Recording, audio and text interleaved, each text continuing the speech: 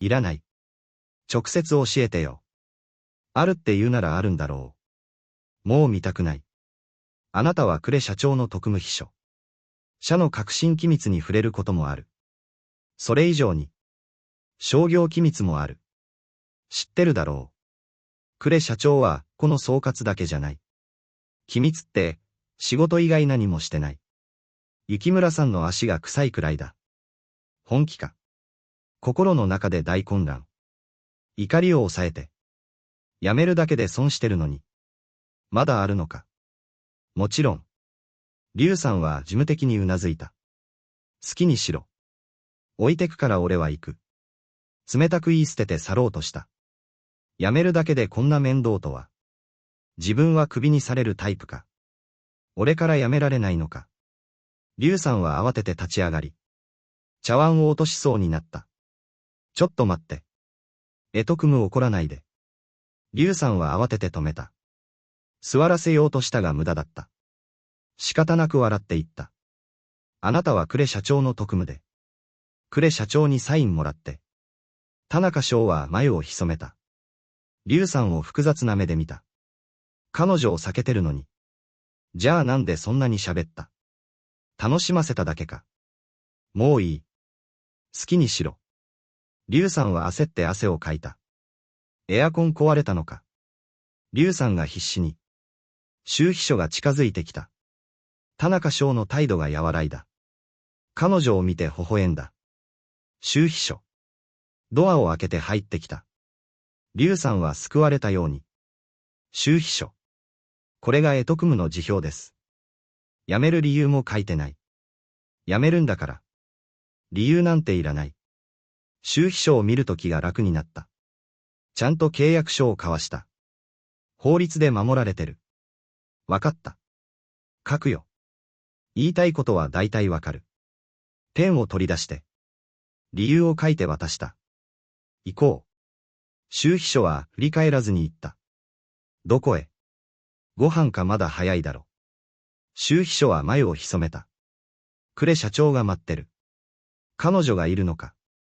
来てないって言ったのに。田中翔の心は沈んだ。さっき戻った。偶然ね。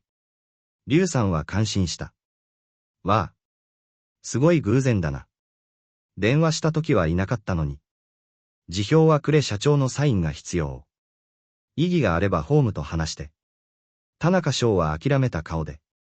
小さな人間の悲哀を感じた。無力感が全身を包んだ。早く終わらせよう。殴られはしないだろ。歯を食いしばって耐えよう。振り返らずに社長室へ向かった。同僚の視線を浴びながら。孫課長が田中翔を見て。挨拶しようとしたが。雰囲気を察して引っ込んだ。ドアの前で。周秘書がドアを閉めた。雪村移りは腕を組んで。無表情で冷たく見下ろした。偉くなったな。よくもブロックしたな。いつタピオカごちそうしてくれる。罵られると思ったのに意外に冷静。相変わらず冷たい口調。呉社長。サインしてください。昔は彼女を見ると。高校の頃みたいに。つい見つめてしまう。自分はただの道具。今初めてわかった。心が冷めきったと。辞表と社員証を差し出すと。雪村は彼の右手の湿布を見た。手どうした？雪村は辞表を見ずに。彼の右手をちらりと見た。田中翔は答えずに立っていた。サインを待っていた。聞いてるのに。無視か。雪村は背を預けて。サインしない態度を示した。あんたの親友に聞けよ。早くしてくれ。まだ怖い思いを思い出す。あいつらまともじゃない。誰だそれ。田中翔はため息をついた。誰でもない。早くサインして。田中翔は急かした。劉ビビか。何をした？電話を取ろうとした。呉社長。そんなこと意味あるか。やっと堪忍袋の緒が切れた。初めて語気を強めた。雪村は一瞬戸惑った。こんなショーは見たことない。突き放した態度に。見知らぬ人より冷たい。雪村は怒りを抑えて辞表をつかんだ。なぜ辞める？書いてある。田中翔は静かに答えた。雪村が辞める理由を見て、思わず読み上げた。社長の足が臭くて、鼻炎で辞めて治療します。読み終わって目を見開いた。頭に血が上った。パン。と音がして、辞表を机に叩きつけた。どういう意味だ？立ち上がって両手を机に、睨みつけた。田中翔を。文字通りの意味。細かいこと気にするな。初めて見る彼の目つきに。いい気になるな。ここを出てもっといい仕事が。雪村の圧倒的な気迫も。田中翔の前では通じなかった。俺は運が悪い。イカゲームも一ノ関も無理。運が悪いから。お前らに出会ったんだ。雪村は歯を食いしばった。心が狭い。もっと大人になれないの。すぐに落ち着きを取り戻した。感情を整えた。無理だ。田中翔は初めに答えた。妥協なんてしたくない。いろいろあったのは知ってる。どうしてもやめるなら。止めない。友達として。本当の理由を知りたい。雪村はなぜ自分がこんなに。田中翔に甘いのかわからなかった。お見合い邪魔したから。しばらく待って。田中翔が黙ってるのを見て。わざと邪魔したわけじゃない。先に私が怒ったんだよね。雪村は自分でも気づかない。その口調がいかに卑屈か。言葉は確かにきつかったけど。それだけでやめるなんて。俺を責めるのはいい。でも友達は巻き込むな。田中翔が遮って言った。自分の尊厳は自分で守る。友達。お見合い相手のこと。彼の怒りの理由がわからない。神様の気持ちはわからない。呉社長同窓のよしみで。サインしてくれ。辞表を彼女の前に押し出した。雪村の心が痛んだ。迷いが生まれた。田中翔が見つめる中。ペンを取ったが手が震えた。あの件なら。心から謝る。雪村は誠実な目で見つめた。田中翔は眉を潜めた。彼女の謝罪を初めて聞いた。遅すぎた真心は水より薄い。お見合いだけならまだしも。レストランで聞いた言葉で。完全に諦めた。心が一瞬揺れたが。すぐに元に戻った。もういい。二度と会わなければそれでいい。田中翔は淡々と笑った。雪村はいつもなら反論した。でも今は冗談に思えなかった。その目に。冗談の色は見つからなかった。冷たさと決意だけがあった。雪村は辞表にサインした。ふん。劉ビビの言う通りでくだ。後悔するなよ。自信過剰男。消えろ。椅子を回して窓の外を見た。ありがとう。辞表を手に取り。サインを確認した。心の中でほっとした。彼女は何も言わなかった。田中翔はすがすがしい気分で出た。自由っていいな。周秘書が立ち上がった。多くの社員が見つめた。先に行く。孫さんまた今度。孫課長の前を通り過ぎた。微笑んで挨拶して去った。同僚が集まって噂した。どうしたんだ？急に揉めたのか。孫課長はみんなに好かれていた。わからない。土曜まで一緒にいたのに。何があったんだ？いいポジションを捨てて。無理に辞めるなんて。そうだよ。呉社長の側にいれば将来有望だ。田中翔がわからないはずない。大したことじゃない。男は忍耐だ金のためなら。みんな彼の勇気を尊敬しながらも。馬鹿だとも思った。暇すぎるのか。孫課長は周りを見回した。気になるだけ。商店のこと聞いたって噂が。そうそう。巨匠が先日来て。田中翔と話したらしい。みんなが楽しそうに噂してると。周秘書が現れた。孫課長はびっくりした。みんなさんって言った。周秘書は課長を一別して。黙って社長室へ向かった。ノックしても返事はなかった。周秘書はのまま入った。机上の辞表と社員証を見た。ちょっと驚いた。呉社長サインをお願いします。プロとして余計なことは言わない。置いてください。ご苦労様。雪村は背を向けたまま。声は平然としていた。周秘書は驚いた。こんな優しい言葉は初めて。帰る準備を。本社から新社長を呼んで。雪村の目が潤んでいた。すぐに落ち着いてうなずいた。あなたも楽になる。一緒に頑張ってくれてありがとう。周秘書は胸が痛んだ。いつ立たれますか？周秘書が小声で尋ねた。どうして？雪村は疑わしそうに見た。翔さんは明後日飛行機で東京。引き継ぎはいつでも。明日本社から人をよこして。はい。雪村は携帯をいじった。周秘書がまだ立っていた。雪村は顔を上げた。何か他に。呉社長。田中翔の件ですが。迷った末に。言いたいことは。雪村は携帯を置いた。椅子に寄りかかった。冷たい雰囲気が漂った。周秘書は彼女の本心を知っていた。翔さんの噂が社内で。それが原因では。周秘書は小声で言った。ふん。暇なのかしら。雪村は妙な笑みを浮かべた。周秘書は疑問に思った。すみません。巨僧が何か言ったのかも。巨僧。それを聞いて。どちらの巨僧？鈴木大樹。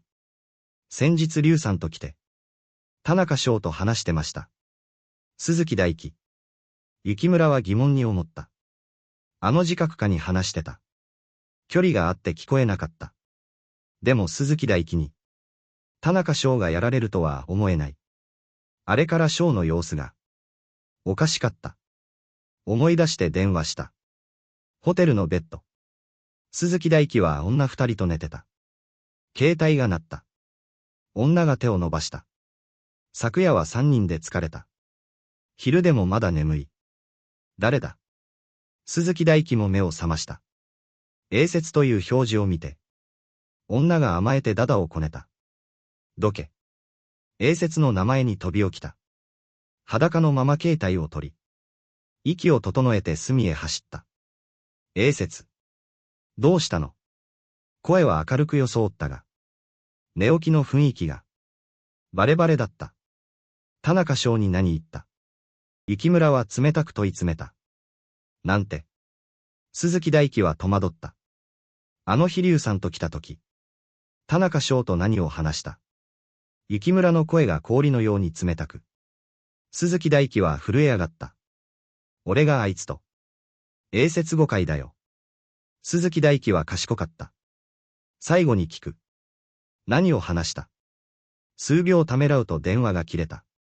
雪村は監視カメラを見た。わかった。すぐ取ってくる。十数分後。周秘書が USB を持って戻った。パソコンに差し込んだ。これが、鈴木大樹と田中翔の映像です。周秘書の仕事は早かった。時間もピンポイントだった。映像を再生した。竜に連れ出された後。鈴木大樹が近づいた。画質は鮮明で。会話もよく聞こえた。2分の映像を3回聞いた。1回目は気分が悪く。2回目で顔色が変わった。3回目が終わると目を閉じた。指示を出せ。ゆるいへとの協力を打ち切れ。冷たく言い放った。何かを考えていた。はい。周秘書はうなずいた。田中翔は大げさすぎない。周秘書は田中翔に興味はないが。嫌悪感もなかった。男には尊厳が必要。それが引き金でしょう。大げさとは思いません。周秘書は初めて本音を伝えたかった。引き金。どういう意味？雪村は初めて。彼女のそんな言葉を聞いた。鈴木大樹の言葉が。刺激になったのは確か。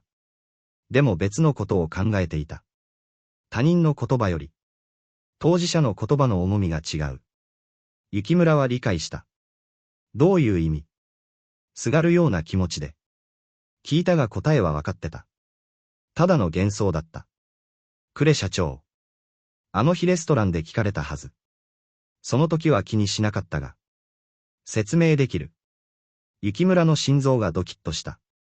確信をつかれて。彼女も慌てた。彼が気にしてないと思ってた。言葉がひどすぎたと気づいた。周秘書はため息をついた。ビジネスでは決断力があるのに。恋愛は優柔不断だ。田中翔は疲れたんでしょう。大抵のことは積み重ねが大事。周秘書の脳裏に晴れやかな笑顔が浮かんだ。純粋だった。雪村はまだ思い込みで無害な冗談だと思ってた。周秘書は野本を深く見る。雪村は深呼吸した。決然とした背中が浮かんだ。長い沈黙の後、現実に引き戻された。バカ。小声で罵り社員証を持って出た。古びたアパートの前で迷った。ドアを叩いたが反応はない。鍵を取り出した。以前もらった鍵だった。中はきれいに片付いてた。靴を脱いでソファに座った。昔みたいに。キッチンを見ると、田中翔が料理してる姿が浮かんだ。思わず口元が緩んだ。いつの間にか眠ってしまった。電話の音で目覚めた。劉ビビからの電話に出た。英節。どこにいるの？劉ビビの声がした。どうした？会社に来たのに。周秘書が出て行ったって。田中翔の家にいる。雪村が普通に言うと。劉ビビが黙った。なんて。田中翔の家。すぐ行く。電話を切られた。雪村は意味不明だった。ソファで目を閉じた。彼の家のソファは、なぜか落ち着く。なかなか眠れなかった。体を動かした。冷蔵庫を開けた。空っぽで眉を潜めた。田中翔は無駄にしない。いつも何か残ってる。彼の部屋を開けた。クローゼットも空だった。破れた靴下と黄ばんだ T シャツだけ。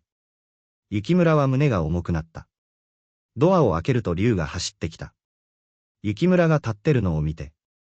龍ビビはほっとした。よくここがわかったね。龍ビビの汗を見て。雪村は不思議に思った。田中翔は。龍ビビは答えずに。中を覗いたがいなかった。おや。ごちゃん久しぶり。大家さんが歩いてきた。雪村も挨拶した。荷物を取りに戻ったの。結婚式はいつ？翔英は真面目で。優しいから大ごとにしてね。大家さんは木村の手を握った。雪村は手を引っ込めなかった。荷物。何の荷物？劉ビビが驚いた。知らないの。大家さんも驚いた。引っ越したの。雪村は眉を潜めた。答えを怖がって小声で聞いた。昼に引っ越したよ。急いでいて何も言わなかった。1年分家賃払ったばかりなのに。どこへ行った？二人が同時に聞いた。劉ビビの声に雪村は。彼女を見たが何も言わなかった。それはわからない。旅行したいと言ってた。でも大荷物で。旅行には多すぎる。雪村は外へ出て行った。車の前で劉ビビに止められた。いつまで田中翔をもて遊ぶの？劉ビビの直球に。雪村は戸惑った。どういう意味？雪村は振り返って睨んだ。商店のことはどうなの？好きじゃないならなぜもて遊ぶ？劉ビビはかつて雪村に逆らえなかった。劉ビビ。何が言いたい？雪村は怒りを抑えた。初めて冷たい目を向けた。田中翔がかわいそうなだけ。昔から好きだったの知ってる。ラブレターを。見てないって嘘ついた。あの時私が。あなたの車に入れたの。田中翔があなたを見るとき。目が輝いてた。雪村移り。両親があるなら戻ってくるな。今。まだ輝いてると思う。500万やっても受け取らなかった。ラブレターのこと知ってるの？彼に会ったの？雪村は田中翔みたいに。言い返せない。語気が強まるだけが限界。それ以上は手を出す。でも劉ビビの迫力に。気圧された。あった。昨日の夜に。劉ビビは興まなかった。認めて追求した。商店のことも。あなたたちが流したんでしょ。知ってるはずよ。私が謝るべき相手は彼じゃない。劉ビビ。あなたを誤解してた。怒りは消え諦めの平静があるだけ。ドアを開けて。アクセルを踏み去った。数分後。曲がり角で止めて息苦しくなった。鈴木大樹に電話した。父親に叱られてる最中だった。父親に目配せした。大口契約をキャンセルされ。父親は激怒した。雪村から電話あったと白状した。いくつか隠したことも。そこへまた雪村から電話が。命綱のように。田中翔はどこ？電話がつながると。雪村が直球で聞いた。田中翔。知らない。鈴木大樹の声が震えた。監視してたんじゃないの。今すぐ聞け。冷たい声が。有無を言わさなかった。やめた。昨夜劉さんから電話で。やめろと言われた。雪村は高慢だが。器量は大きい。無害な冗談なら。怒らない。素直に謝るのが一番。そう聞いて。電話を切った。呉社長はなんて。父親が慌てて聞いた。わからない。鈴木大樹は困った顔で。まだ何が何だか。邪魔するなって言われたのに。それが悪いのか。わからない。この役立たず。お前の一言で。社員全員路頭に迷う。人を探してるんじゃないか。手伝え。さすがローレン。短い会話でも。要点をつかんだ。全力で探すと伝えろ。わかった。鈴木大樹は慌てて飛び出した。ゆる家は五課に依存してる。努力を無駄にしたくなかった。途中で佐藤健にも電話した。叱られてる最中だった。上司は怒り心頭。他の課長は冷笑した。携帯を見て。困惑した。出せ。彼女か見せろ。呉社長の文字で態度が変わった。呉社長。どの呉社長？雪村移り。佐藤健が答えた。雪村移り。聞いたことあるな。電話が鳴ってる。迷った。出ていいぞ。佐藤健は急いで外へ出た。電話に出た。呉社長。どうしました？声を潜めて。周りに聞こえないように。田中翔はどこ？雪村が直球で聞いた。佐藤健は困惑した。今日辞めるんじゃないの？脱走したのか？折り返し電話させろ。冷たい声に不快感を覚えた。どんな日々を過ごしてるんだ？何かご用ですか？佐藤健は探りを入れた。会社に戻ろうとしたとき。見覚えのあるビルが見えた。今仕事中か。雪村の声が柔らかくなった。ああ。この時間は仕事だろ。佐藤健はぼんやり答えた。下っ端には。そんな暇はない。すぐそっちへ行く。迎えに来い。佐藤健は困惑した。何か言おうとしたが。もう切れてた。呆然としてる佐藤健を。上司が呼んだ。もう我慢ならなかった。すみません。ちょっと外せませんか。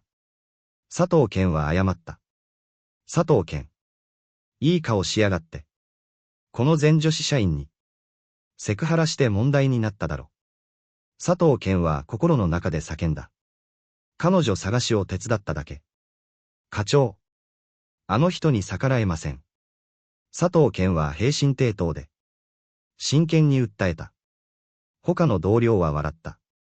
母。逆らえない。お前の顧客なんか知ってる。課長が胸をついた。傲慢な態度だった。劉さん。さっき電話してた雪村移りって。この2年で有名な。光天グループの呉社長じゃ。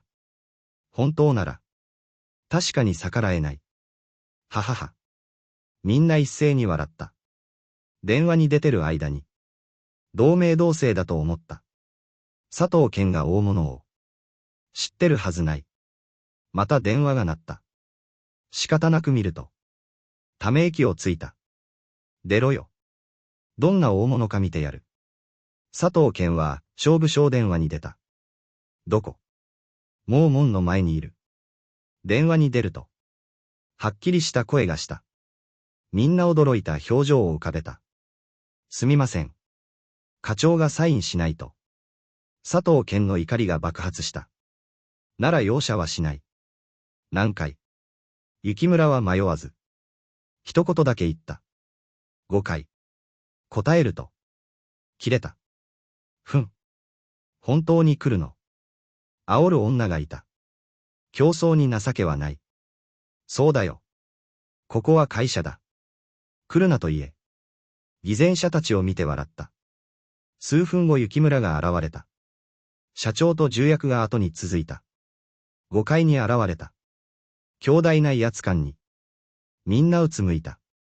さっきまであざけってた連中が。急に静かになった。重役連れの女性を見て。皆呆然とした。受付の女性も圧倒された。重役が気づいた。光天グループの社長と確認。総務に電話した。みんな慌てて迎えに出た。雪村は無視して。5階へ向かった。佐藤健が手を振った。その一言に皆震撼した。社長自らが。思考する相手と知り合いだった。しかも親しそうだ。皆足がすくんだ。劉さんあの方は。陰口を叩いた女が。震えながら聞いた。光天グループの呉社長。聞いたことあるだろ。課長。お呼びしますよ。佐藤健は雪村を見た。後ろに重役の群れ。みんな無理に笑ってた。なぜ来たのか。知らなかった。課長は呆然とした。マジで大物呼ぶとは。なぜここで働いてる。雪村がドアの前に来た。サングラスを外した。大丈夫か。雪村はうなずいた。相変わらず冷たいが優しかった。大丈夫。でも課長の教えが。佐藤健は軽く笑った。皆息を飲んだ。あまり課長。どういうことだ。社長が怒鳴った。雪村の能力は誰もが知る。五課は巨大な力を持つ。彼女が怒れば。会社は一瞬で潰れる。課長は慌てて。彼は私の友達。少し時間いいか。雪村は冷たく聞いた。拒否を許さない。もちろん。社長が代わりに。うなずいた。ありがとう。よろしくお願いします。サングラスをかけて振り返った。佐藤健も後に続いた。足元が。赤い絨毯のようだった。狐虎の胃だが。気持ちよかった。雪村と共に出て行くと。隅の女性と目が合った。軽くうなずいた。細かい交流だったが。みんなそえつを複雑な目で見た。サングラスを外しだらりと座った。佐藤健の電話が鳴り止まない。グループチャットが。噂で賑わってた。電話をサイレントにして。一人特道の気分を味わった。人脈の大切さを実感した。誰も見てくれなかった。今は社長が。雪村には自分は人道前。隅っこで毎日。彼女が通り過ぎるのを待つ。それだけで幸運だ。一緒に歩いてもらえたら。先祖が泣いて喜ぶ。佐藤健は帰ったら。どんな扱いか想像できた。私が助けたんだから。あなたも助けて。雪村が隣を見た。佐藤健は考え込んでた。俺が。何を助ける。佐藤健は困惑した。資本家は利益が第一だ。田中翔に電話しろ。居場所を聞け。雪村は率直に言った。佐藤健はためらった。家にいるはずだが。直接言えなかった。それだけ。佐藤健はとぼけた。スピーカーにして。笑って携帯を取り出した。田中翔に電話した。余計なことを言うなと願った。どうした？忙しいんじゃなかったのか。言いかけて雪村の視線に気づいた。絶対に逆らえない警告だった。どこにいる？佐藤健が小声で聞いた。片付け終わった。これから人に会う。雪村が口パクで誰だと。佐藤健が聞いた。どうした？心配してるのか。不自然さに気づいた。気になっただけ。息子を心配するのは当然だろ。佐藤健は冗談を言った。白慶に会う。連絡しようとしてた。やっと普通だと思った。雪村の心が揺れた。田中翔。いい気になってるの。佐藤健はいたたまれなかった。どこにいる？俺が行く。雪村がまた言った。病気か。田中翔は冷静に。罵って切ろうとした。雪村の叫びが聞こえた。思い通りになると思うな。なんだって。思わず聞き返した。呉社長いつ早口言葉を。田中翔。偶然か伏線か。田中翔は頭を揉んだ。お笑い手にはならないでくれ。もう姿を見せないと約束する。友達にはなれないが。敵になる必要もない。言い終えて待たずに切った。雪村は唇を噛んだ。冷たい雰囲気で隣を凍らせた。我が息子。お前はすごい。この雰囲気の中で。よく耐えた。もういい。あの頑固者を何とかする。もう一度かけようとしたのを。佐藤健が携帯を奪い返した。呉社長。お先に失礼します。雪村が黙ってるのを見て。伝えておいて。嘘は真実にならないって。呉社長は冷たく言った。アクセルを踏んで去った。佐藤健はほっと息をついた。今日は嫌な予感がした。また田中翔に電話した。頭を下げて謝った。ご飯をご馳走して許してもらった。今から白慶に会うの。佐藤健が好奇そうに聞いた。告白するの？甘えたいの？佐藤健の質問に田中翔は呆れた。ナイスタイミングだな。今から電話しようとしてた。話し終わったら調整する。何を調整？佐藤健が驚いた。売人になりたいんだろ。こいつ。いいとこ取りじゃなくて。悪いとこ取りかよ。天に逆らうと。罰が当たるぞ。佐藤健は理解できなかった。宝の持ち腐れだ。一番苦しい時。2年も白慶と絡んでたのに。ネット恋愛でも。感情がないわけない。我が息子。それは最善じゃない。俺たちは普通の人間だ。非現実的なことは考えるな。そえつのどこが悪い？俺は嫌いじゃない。わかった。長く悩むより短く切れだな。ベランダで風に当たってた。番号を見つめて決心つかない。空港ラウンジ。白慶は白い服にポニーテール。清楚で美しかった。携帯をいじる気も起きなかった。何か食べる。機内食は美味しくないよ。もういい。携帯3回も充電した。休みなさい。携帯を奪った。目が赤かった。クマができてた。一日中待ってた電話が鳴った。見知らぬ番号に。胸が高鳴った。もしもし。不安な気持ちで出た。声を大きくすると驚かすと思った。白慶さんですか。優しくて臆病な声に。田中翔は一瞬で。あの頃に戻った。田中翔さんですか。忙しいのは終わりましたか。懐かしい声に心が震えた。声が詰まった。うん。どこにいる？会える。不安そうな声に胸が痛んだ。一番申し訳ない相手。長く悩むより短く切れ。自分にはもったいない。挑戦しようと思ったこともある。でも心の壁が越えられない。昔何度も挑んで。傷ついた。生活さえままならない。恋愛なんて望めない。いいよ。どこにいる？行くから。じゃあ。位置情報送るよ。うん。ちょっと遅くなるかも。空港で郊外だから。なんで早い便を取ったの？いいよ。田中翔は短く答えた。直接話すことしかできない。静かな公園の位置を送った。王さん。白慶が複雑な表情の王さんを見た。わかったよ。もうすぐ登場だってのに。王さんはため息をついた。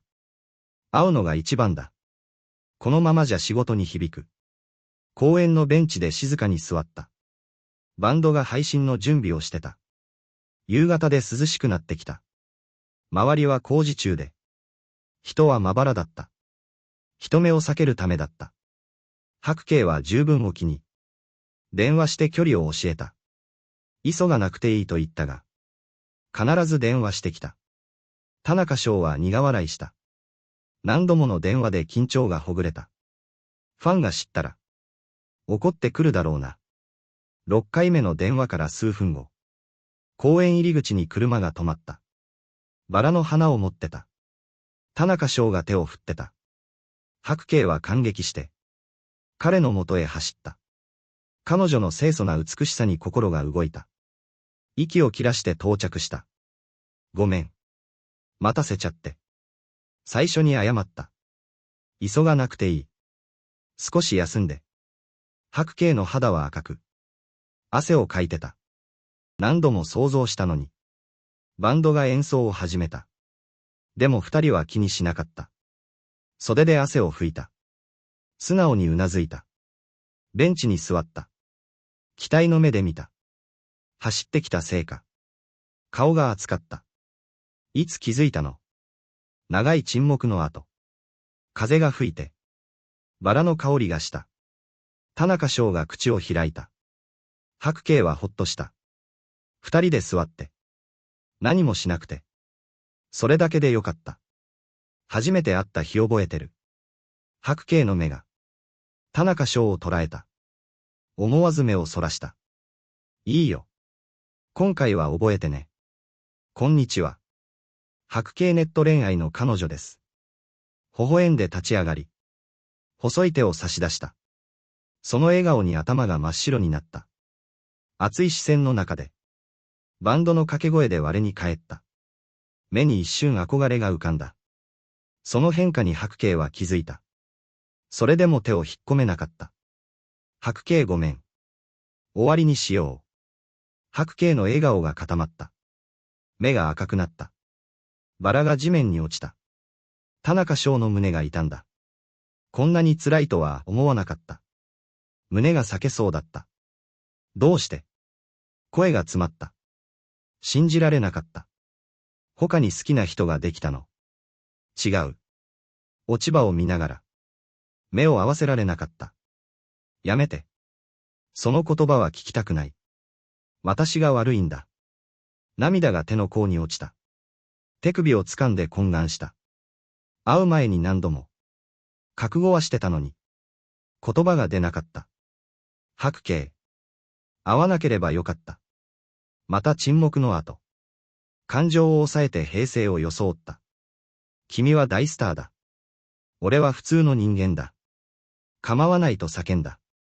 ずっと付き合ってきたのに。私がそんなこと気にすると思う。名声はいらない。ファンもいらない。あなたの隣にいられれば。粗食でも構わない。白慶の叫びに心臓が跳ねた。不安がよぎった。腰をつねって正気に戻った。胸が締め付けられた。白慶が好きだ。でも好きと相応は別。唇を噛んで。冷静を保った。夢のために頑張るって。言ってたよね。ある日。夢が叶ったって聞いて嬉しかった。無名から。1000万人ものファン。それが君の夢だろ。夢を捨てるな。初めて肩に触れた。嫌だ。あなたなしじゃ何もない。本当は好きじゃないの。手を掴んで。首を振った。手をそっと引き抜いた。片思いでも。両思いでも結果は同じ。ごめん。俺はクズだ許さなくていい。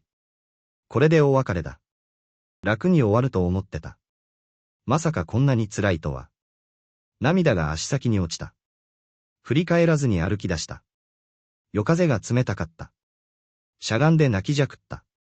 しばらくして、公園の出口で、震える声が聞こえた。私たちの歌はまだ終わってない。王さんは青ざめて走った。マイクを握ってた。いつかあなたが、遠くへ行ってしまったら、それが最大の悲劇。あなたなしでは、天上でも地上でも、あなたは変わらぬ愛。声がかすれてた。涙が頬を伝った。背を向けたまま、拳を強く握りしめた。懐かしいメロディーが、涙が止まらなかった。振り返って抱きしめたかった。理性が止めた。振り返ったら負ける。彼女には最高が必要。歌声がまだ響いてた。ショーの足取りは重かった。おえつだけが残った。振り返らなかった。胸が空っぽだった。これが永遠の別れかも。覚悟してたのに胸が痛んだ。角を曲がって。耐えられなくなった。視界がぼやけた。心臓が激しく痛み倒れた。どさっと。冷たい地面に倒れた。佐藤健が電話しようとした。さすが我が息子。維新伝心だな。嬉しそうに出た。我が息子。この方のご友人ですか。女の声が。困惑してた。そうです落としましたか。佐藤健は驚いた。いえ。心臓発作で救急搬送中。指紋でロック解除しました。履歴で一番多いあなたに。でも我が息子とあるので。関係がわからなくて。救急。